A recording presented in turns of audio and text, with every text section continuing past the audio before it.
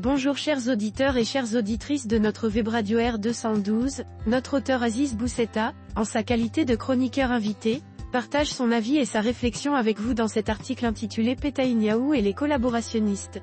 Le voici en podcast pour vous. Aziz Bousseta ouvre sa réflexion de la manière suivante. Le bloc occidental a inventé la démocratie et il en a oublié le fonctionnement, puis il a créé les droits de l'homme, pour les autres. Que se passe-t-il aujourd'hui, pour tristement observer des pays occidentaux, volontiers dispensateurs de conseils et de leçons, assistant passivement à un massacre cochant toutes les cases du génocide, tuerie de masse, famine et blocage de toute forme d'aide, déplacement de population. Le chroniqueur invité poursuit sa dénonciation en mettant en lumière un système de collusion. Il existe en Europe une incontestable collusion entre le pouvoir politique, le grand capital et l'écrasante majorité des médias, qui appartiennent ou sont contrôlés dans leur écrasante majorité par le même capital. Cela est particulièrement visible en France où, en plus d'aider Israël dans son massacre actuel en taisant les vraies informations, en donnant la parole à des officiers de l'armée israélienne, en les accueillant sur son sol, et en déshumanisant les victimes palestiniennes, ces médias se lancent dans une course islamophobe de plus en plus essentialiste. Il est vrai que ces médias bénéficient de l'aide robuste de l'État dans cette islamophobie, avec le dernier document sur les frères musulmans. Aziz Bousseta enchaîne sur la tragédie humaine qui se joue actuellement dans les territoires palestiniens. Aujourd'hui, à Gaza et en Cisjordanie, une population de 2 millions de personnes est affamée, privée des conditions les plus élémentaires d'une vie digne, mourant par grappes et par groupes, au grand amusement des soldats assassins, soigneusement documentés. En Israël, à Gaza, l'humanité s'enfonce chaque jour, un peu plus, de plus en plus vite, dans l'infamie et l'abjection. Le chroniqueur approfondit son constat en énumérant les horreurs perpétrées depuis le 7 octobre 2023. Depuis le 7 octobre 2023, ce sont donc plus de 100 000 personnes qui ont été tuées par les bombes, à peu près autant suite au traumatisme, privation, ensevelissement, asphyxie sous les décombres, et depuis 2 mois, rien, absolument rien n'entre dans l'enclave. Benyamin Netanyahou affirmant clairement que son gouvernement a bel et bien élaboré et mis en œuvre un plan de migration volontaire en forme de nettoyage ethnique, et il ne s'en cache pas, plus. Après avoir détruit les hôpitaux, arrêté et maltraité, malmené, malnutri leurs médecins, après avoir déplacé 2 millions de personnes plusieurs fois, après avoir torturé des centaines de jeunes Palestiniens, souvent des enfants, après avoir déclaré Antonio Guterres persona non grata en Israël, après s'être livré à du sniping contre les journalistes, voilà aujourd'hui ce même gouvernement déclarer sa ferme intention de déplacer les populations hors de l'enclave et de prendre leurs terres. Aziz Bousseta élargit alors son propos à l'attitude de certains dirigeants occidentaux face à cette situation.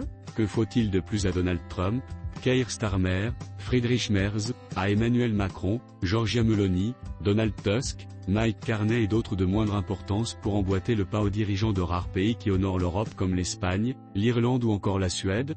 Ces mêmes dirigeants versent des larmes de crocodile à chaque mort ukrainien. Faut-il les croire, eux qui ont perdu toute humanité? Faut-il que le remords et la repentance européenne pour la Shoah tolèrent encore et toujours un État génocidaire comme l'actuel Israël et lui autorise toutes ses dérives, quelles qu'elles soient? Jadis, l'Allemagne vaincue s'était donnée à Hitler, l'Italie nostalgique de Rome s'était prosternée face à Mussolini et la France effondrée s'était offerte à Pétain qu'elle voyait comme son sauveur. Les 3 peuples ont fortement regretté après et continuent de s'en repentir. Est-ce une raison pour tout accepter de ce peuple réellement meurtri qu'est le peuple juif? Est-ce une raison pour regarder ailleurs alors que des crimes contre l'humanité sont commis et qu'un génocide déclaré et parfaitement assumé est en cours? Le chroniqueur invité met ensuite en cause l'aveuglement volontaire des dirigeants actuels, obnubilés par les sondages. Les yeux rivés aux sondages, Trump, Macron, Starmer, Meloni et leurs acolytes, leurs comparses, refusent de voir la cruelle et innommable réalité dont ils sont devenus les complices. De plus en plus de voix nobles s'élèvent en France, au Royaume-Uni, dans le reste de l'Europe, en Amérique du Nord pour dénoncer ce qui est en cours de commission et refusent que cela se produise en leur nom. De plus en plus de personnes et de personnalités envisagent de traîner leurs dirigeants en justice pour complicité de génocide. Mais dans ces pays supposément libres avec une justice présentée comme indépendante, quels juges auront-ils le courage, voire même la possibilité, de dire le droit? Les mêmes juges qui n'ont jamais ni poursuivi ni même inquiété des gens comme Tony Blair ou George Bush Jr., lesquels ont pourtant reconnu leurs mensonges au moment d'envahir l'Irak et de le démolir, qui ne sont absolument pas dérangés par les milliers de soldats britanniques et américains morts pour une cause qui n'en était pas une. Aujourd'hui, Israël déclare avoir la ferme volonté de terminer le travail. Cela signifie vider l'enclave de Gaza de ses habitants en les incitant par la force à aller ailleurs, et cela signifie aussi que Gaza n'est que la première étape, et que l'ensemble de la Cisjordanie suivra. Les États-Unis de Biden et de Trump encouragent par le fait, le fusil et le verbe et les grands États européens encouragent par le soutien politique et médiatique, en plus des armes. Aziz Boussetta évoque alors l'éventualité d'un jugement futur, à la fois historique et juridique. Un jour, l'histoire jugera, et avant cela, un tribunal international, qui agit dans des temporalités plus courtes, jugera aussi. Et, comme dans les procès pour l'ex-Yougoslavie ou le Rwanda, les textes des jugements indiqueront plusieurs chefs d'accusation, dont les deux premiers sont le génocide et la complicité de génocide. Les dirigeants actuels, concernés et consternés par les faits de leurs prédécesseurs, rendront un jour compte devant leurs descendants et successeurs qui seront, comme eux, consternés par l'action de leurs aînés. L'histoire, en effet, dispose d'un panthéon et d'une poubelle, à chacun de ses dirigeants de savoir où il voudra finir. Le chroniqueur inscrit cette situation dans une longue lignée historique de génocide que l'Occident a laissé se produire. En un peu plus d'un siècle, cet Occident qui s'est érigé en forteresse morale et en bastion éthique, a laissé faire tant de génocides, en Arménie, puis dans l'Allemagne nazie, puis au Cambodge de Pol Pot, puis en Bosnie-Herzégovine, puis au Rwanda.